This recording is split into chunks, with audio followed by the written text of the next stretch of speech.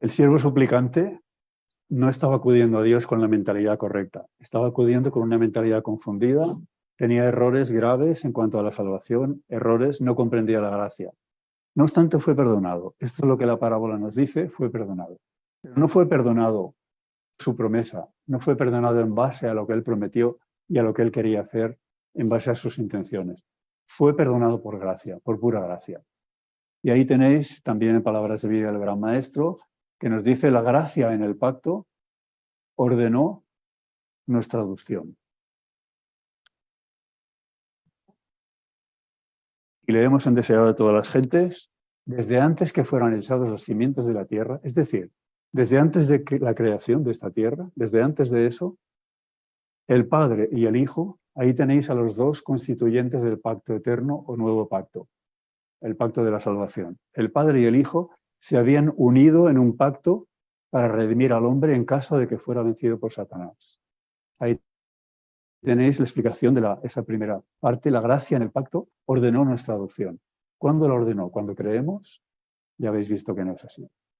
Antes de haber sido creada la tierra, antes de haber sido creado el mundo, antes de que existiéramos. Y por descontado, antes de que creyéramos y que fuéramos bautizados. La gracia en el Salvador efectuó nuestra redención. Esa gracia que había sido ordenada desde el principio de los días antes de la creación, esa redención fue efectuada en este momento. Cuando sobre la cruz Cristo exclamó, consumado es, se dirigió al Padre. El pacto, ese pacto, había sido llevado plenamente a cabo. Jesús dijo, he completado la obra de la redención. Es importante, fijaos, que Dios no desecha al que acude a Él. El que responde al llamado de Dios, Dios no lo desecha porque vaya con una idea confundida, porque vaya con la actitud equivocada. Jesús dijo, al que viene a mí, de la forma que sea, al que viene a mí, no lo echo fuera. Pero ciertamente, Dios quiere que no sigamos en nuestra vida cristiana andando según esa primera motivación egocéntrica, defectuosa, que nos llevó a los pies del Salvador. Quiere que progresemos y comprendamos la profundidad del amor de Cristo, la profundidad de la gracia. Y esa profundidad de la gracia está resumida en estas tres citas que ya acabamos de leer. Al que viene a mí, nunca lo echo fuera. No lo echo fuera. Eso es lo que Dios espera. Que en nuestra vida no continuamos teniendo esa primera motivación que nos llevó a Cristo, sino que avancemos y el amor de Cristo nos constriña. No nuestra horror a la perdición, no nuestro afán de recompensa. Y la parábola se acabará aquí. Habríamos aprendido mucho de esa parábola. Mucho, mucho, mucho. Pero ya sabéis que la parábola no termina aquí. La parábola que Jesús presentó, le dio pie esta pregunta que hizo Pedro. Y es una pregunta en la que él añadió una gran generosidad. Era preceptivo perdonar 3 veces y a él le pareció que 7 veces era ya una cosa grande. ¿Cuántas veces perdonaré a mi hermano que peque contra mí? ¿Hasta 7? Bueno, la verdad es que este siervo que fue perdonado, luego él no perdonó ni una sola vez. Ya no solo 3, ni 7, sino ni una sola. Pero la cuestión es que Cristo tenía una respuesta perfecta a esa pregunta de Pedro. 70 veces 7. 70 veces 7 parece ser la medida plena del perdón, ¿nos parece? En Génesis 4, del 15 al 24, tenemos 2 historias. La primera historia es la de Caín. Caín asesina a su hermano Abel, el primer asesino visible en la tierra, y él en un momento expresa su temor, el que me vea me matará. Y Dios le puso una señal y le dijo, cierto digo, el que matare a Caín 7 veces será castigado. Ese es el primer homicida visible en la historia de la humanidad que sepamos. Llegamos a Lamec, representado por este señor de aquí. Lamec es el primer polígamo en la historia, por lo que sabemos por el relato bíblico, el primer polígamo. Y también parece ser el primer poeta, al menos es el primero que escribió en la Biblia en verso. Y Lamec, sabiendo que estaba en pecado, y que estaba viviendo de espaldas a Dios, proclamó a sus 2 esposas, les predicó, les proclamó en verso, está escrito en la Biblia, lo podéis ver en esos versículos, y dijo, si Caín fue 7 veces, si el que matare a Caín será 7 veces castigado, el que me mate a mí será castigado 70 veces 7. Y ahí tenemos la primera expresión la primera aparición de esa expresión en la Biblia, 70 veces 7, que da la impresión de que no solamente es la medida plena del perdón, los 70 veces 7, sino que es la medida plena de todo. En este caso, la medida plena de la condenación, del castigo. Bueno, la cuestión es que el siervo suplicante que tenía una deuda totalmente impagable fue perdonado. ¿Y cómo fue ese perdón? ¿Cuál es la calidad de ese perdón? ¿Era un perdón menor? ¿Todavía debía algo el siervo? El castigo que se le había impuesto por aquella deuda era que él tenía que ser vendido junto con su esposa y con sus hijos, todos vendidos como esclavos de por vida. Cuando el rey le perdonó, siguió siendo un esclavo. No debía nada, absolutamente nada. Era un perdón completo, pleno. Recibió la medida plena del perdón. Esto es importante comprenderlo para lo que va a venir después. Era un perdón pleno y no debía nada, no estaba condenado, no sería un esclavo ni él, ni su esposa, ni sus hijos. Así es que la condenación había sido revocada, el castigo había sido revocado. Y ahí aparece eso que no encontraba en español. Es el sello de perdonado. Por desgracia, pero resulta que es posible recibir la gracia engloba el perdón, lo que había recibido aquel siervo, es posible recibirla en vano. Es lo que nos dice 2 Corintios 6:1. Os exhortamos a que no recibáis la gracia de Dios en vano. Esa parábola es un testimonio de que eso es posible. La gracia en el pacto ya había sido dada, la gracia ya había sido completado ese pacto en la muerte, en la vida perfecta, en la muerte, el sacrificio perfecto de Cristo. Sin embargo, hace falta una evaluación de cómo ha gestionado, cómo ha demostrado que ha recibido ese amor, ese perdón, esa gracia, el que ha sido perdonado. Esa es la enseñanza fundamental de la parábola. Y este deudor, ¿sabéis lo que sucedió? Encontró uno que le debía no 10.000 talentos, sino 100 denarios, y eso equivale más o menos a unos 30 euros de hoy. No lo perdonó. Y esa sentencia de condenación que había sido revocada, ahora era el perdón que había recibido el que había sido revocado. Leemos en palabras de vida del Gran Maestro, puede haber recibido perdón una vez, pero su espíritu falto de misericordia muestra que ahora rechaza el amor perdonador de Dios. Está en la misma condición en que se hallaba antes de ser perdonado. El que había sido totalmente y absolutamente perdonado, no debía nada y no iba a ser esclavo, ahora lo debía todo y tendría que ser el esclavo, su esposa y sus hijos. 70 veces 7 es 490. Si multiplicáis 70 por 400 por 7, sale esa cifra. Y ahí tenéis esa profecía de los 2300 días en la que 70 semanas, 70 sietes, están cortados, determinados para tu pueblo. Esa era la medida plena del perdón. Dios le dio la medida plena de la gracia a su pueblo, al pueblo judío. Pero el pueblo judío hizo como el deudor que no era perdonador y perdió esa gracia.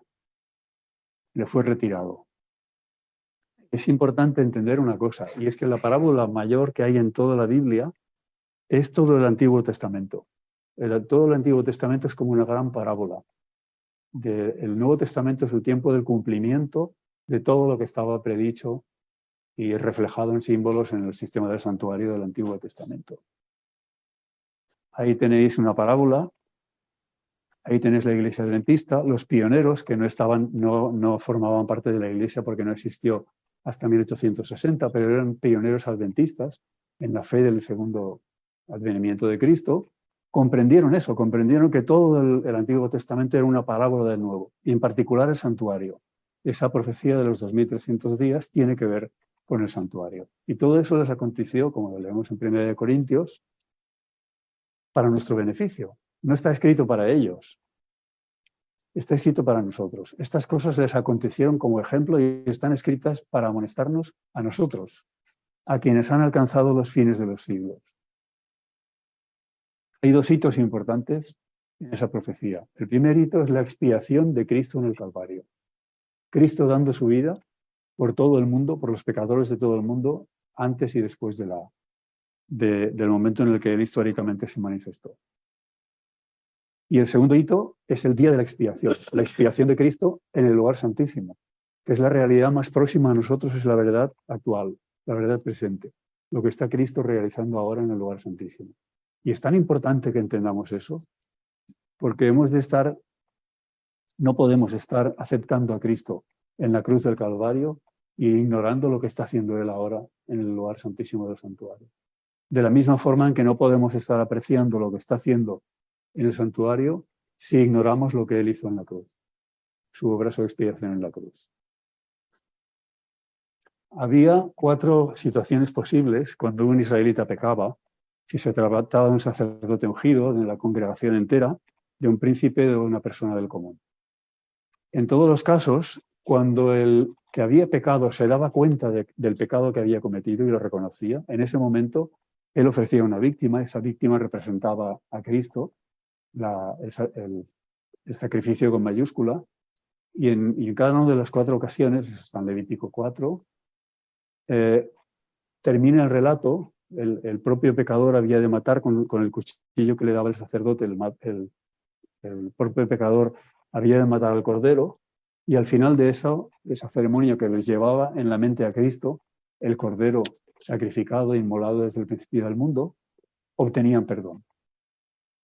Ese era un perdón absoluto, completo, no era un perdón figurativo o provisional, era un perdón absoluto. El pecador podía estar con la conciencia limpia delante de Dios. Era un perdón total. Pero eso está representado en esta fase de la parábola. Cuando el siervo endeudado pide perdón y lo recibe, y es perdonado. Eso es Levítico capítulo 4. Pero la cosa no acaba ahí. Sabéis que había un ciclo anual en el santuario. Ese ciclo anual tenemos Levítico 16, que nos habla de purificación, de limpieza. Yo he elegido solamente un versículo. En el versículo 29 del capítulo 23 son los 2 capítulos dedicados monográficamente al día de la expiación. Aparece un elemento, y será toda persona que no participare en esa purificación, en esa limpieza, en esa revisión de cómo se había gestionado el perdón, de cómo se había vivido en esa gracia, el que no participase de eso será cortado de su pueblo. Ese es un juicio de condenación, y eso también lo encontramos representado en la parábola. Ahí, en esa parte de la parábola. Cuando el que había sido perdonado, se le fue retirado el perdón después de haber hecho ese análisis, esa evaluación en el juicio investigador. En la expiación, solemos entender por expiación la salvación. Pero expiación es un concepto en la Biblia más amplio que simplemente salvación individual.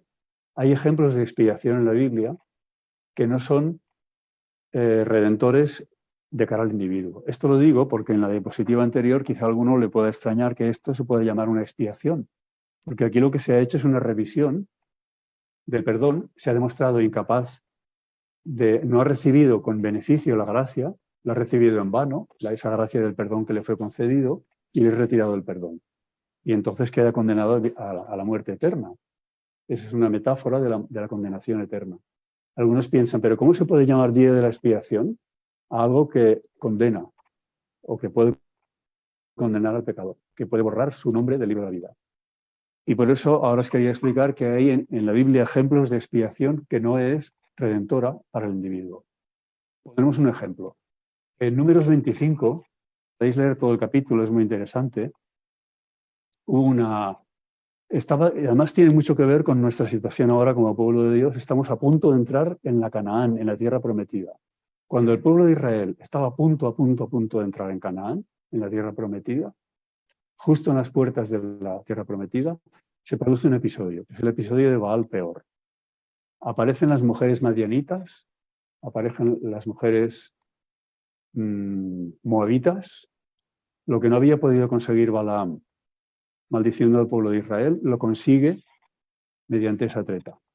Y lo que consigue es que el pueblo de Israel participe del culto idolátrico, es decir, de la cultura religiosa del mundo que la rodea, que se contamine de esa cultura, y entonces hacen una fiesta sacrílega, una adoración a ídolos, y de esa adoración a ídolos en el mundo que rodeaba al pueblo de Israel iba unida a la inmoralidad sexual, y resultaba extraordinariamente atractivo para los que tenían una mente carnal, lógicamente.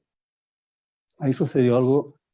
Dios le pidió en cierto momento al líder, que Moisés en este caso, que cada uno informara a cada uno que hubiera participado en eso, que matara a su hermano. Y ahí se produjo una matanza de unos 120.000 israelitas, 120.000 muertos en el pueblo de Israel.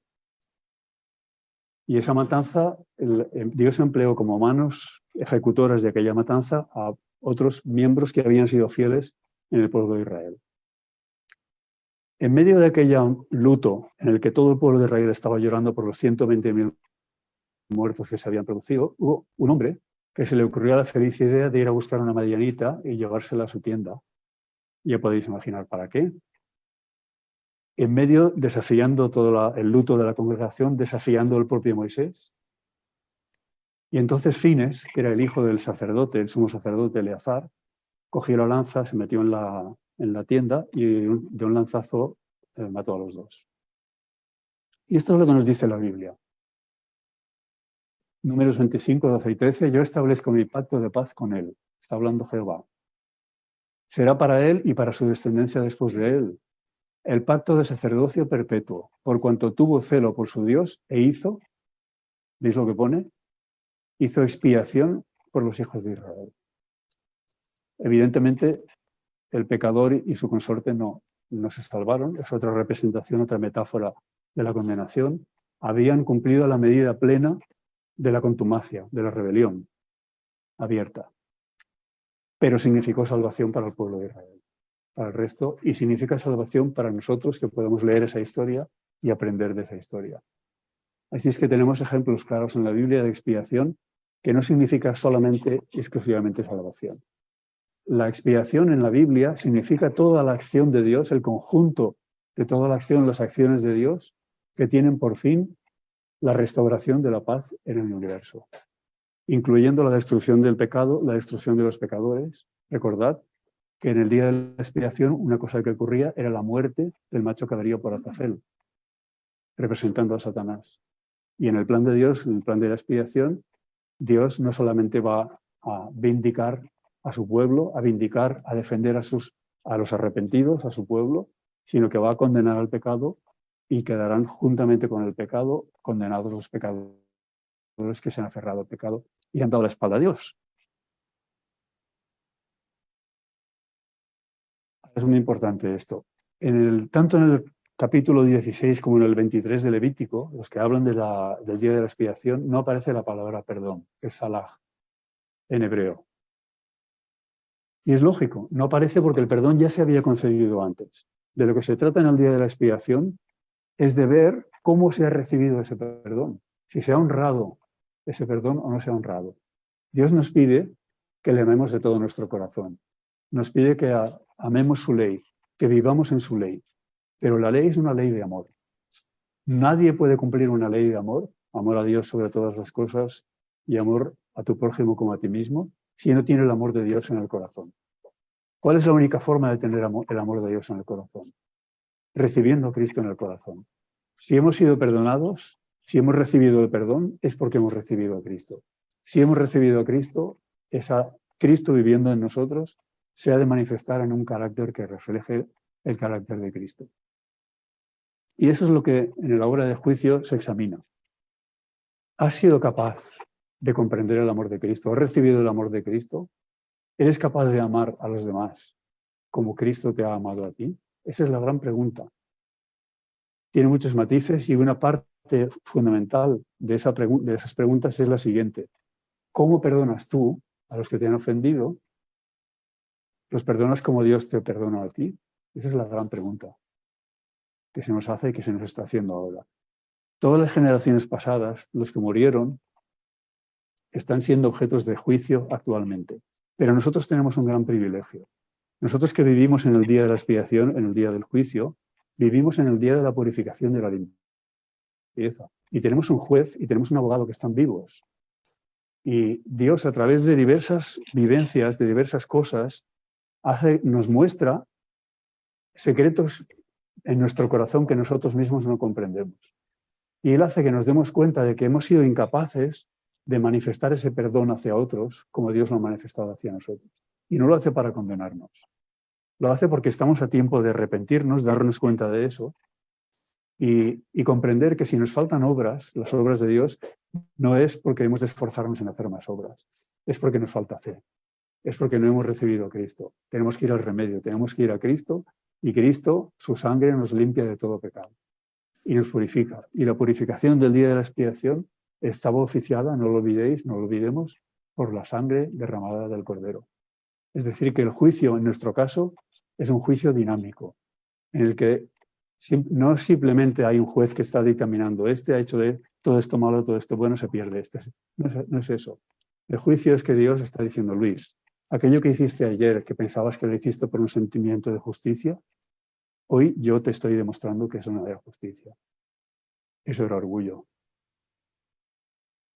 etcétera. Y si dejamos que Dios avance en esa obra de investigación para que nosotros mismos investiguemos y Él nos dará cumplida ocasión para que así lo hagamos, finalmente Él podrá llegar hasta el fondo del asunto. Y si hemos dicho en todo momento, este es el pecado, este es Cristo, prefiero a Cristo y no quiero el pecado, cuando se haya quitado el último ídolo y cuando se haya quitado el último vestigio de mundanalidad, Dios podrá poner su sello en nosotros.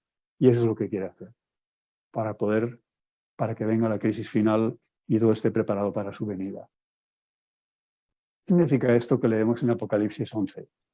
Entonces me fue dada una caña semejante a una vara de medir, y se me dijo, levántate y mide el templo de Dios, el altar y a los que adoran en él.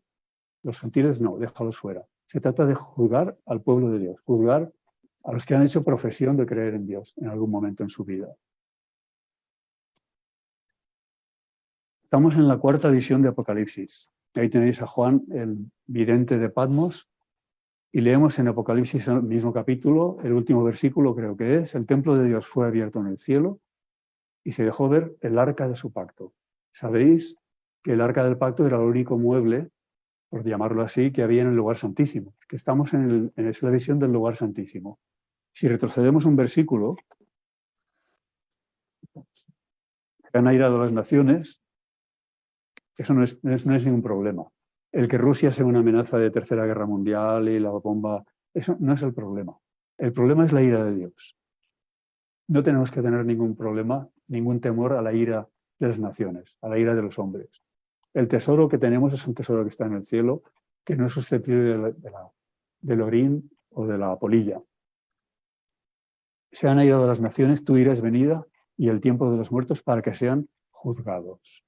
¿Veis aquí el elemento de juicio? No es lo único. En el lugar santísimo está el juicio, pero está la purificación y la limpieza. Lógicamente, el que no se haya sometido a esa obra de purificación de limpieza queda sometido a un juicio, será cortado de su pueblo. Será cortado del mundo de los perdonados, para entendernos. Ahí tenemos en Mateo 7, no juzguéis para que no seáis juzgados, porque con el juicio con que juzgáis seréis juzgados, y con la medida que medís se os medirá. ¿Entendéis lo que significa esa vara de medir en Apocalipsis?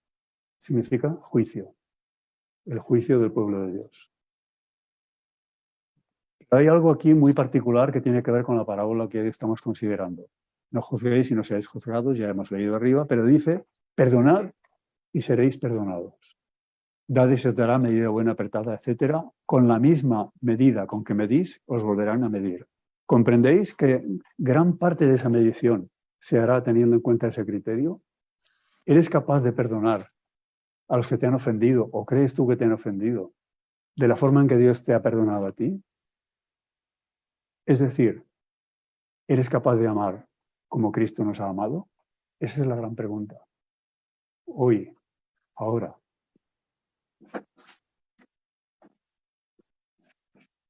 Oye, quizá hablemos de esto, hoy lo pasamos de largo. Y aquí vemos un pequeño ejemplo práctico para nuestra vida diaria. Hermanos, dice Santiago, si alguno entre vosotros se ha extraviado de la verdad y alguno lo hace volver, sepa que el que haga volver al pecador del error de su camino, es decir, colabore, coopere con que el pecador se arrepienta, el que consiga eso salvará de muerte un alma, y luego dice, y cubrirá multitud de pecados. Cooperar a que se salve un alma ya es grandioso, pero ¿cómo es posible que podamos incluso contribuir a cubrir multitud de pecados? ¿Entendéis qué quiere decir esa frase? ¿Estáis seguros de qué quiere decir? ¿Cuál es el significado? ¿Cómo podemos cubrir multitud de pecados? A fin de conocerlo, encontré una clave que me ayuda a entender eso. Si piensas que tu hermano te ha injuriado, ve a él con bondad y amor.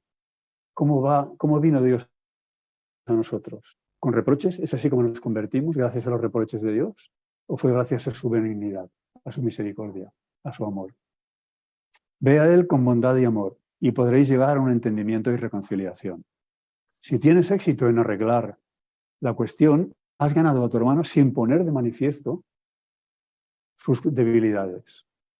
Y el arreglo a que habéis llegado ha cubierto multitud de pecados de la observación de otros. ¿Comprendéis? ¿Cuál es el espíritu de Satanás? Tender la ropa en el mostrador para que todo el mundo vea lo malo que es fulanito y menganito. ¿Cuál es el espíritu de Dios? ¿Cómo nos perdonó Dios? Cuando Dios nos perdonó, ¿acaso no cubrió multitud de pecados de la observación de otros? ¿Qué os parece? ¿Somos capaces nosotros de hacer eso? Ese es un gran privilegio que nos es dado.